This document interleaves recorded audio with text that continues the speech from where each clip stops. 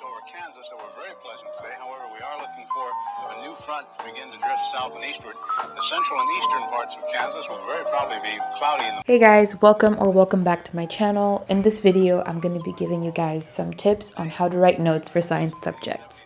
After this video, I will be starting a series about bullet journaling, so if you're interested in that, make sure you subscribe so you don't miss any videos on that series.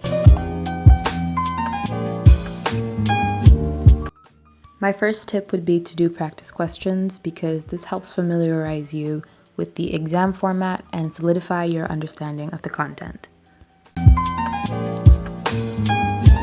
Next, I recommend you make your own notes, as this helps arrange the information in a way that makes sense to you so you can understand it better, which leads to my next point.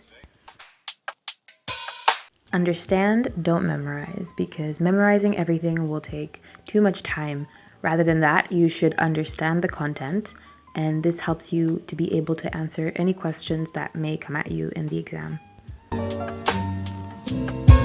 I also recommend that you have multiple sources, including videos or textbooks or just notes that you could find online, as using just one textbook may not work if some of the explanations are not clear to you.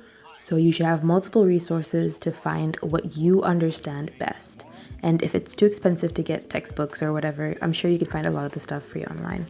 Satellite photo was pretty interesting for the western... This is my most important tip. Make sure you follow your syllabus, especially with science subjects. Syllabi are usually, in my experience at least, very specific with exactly what you need to know.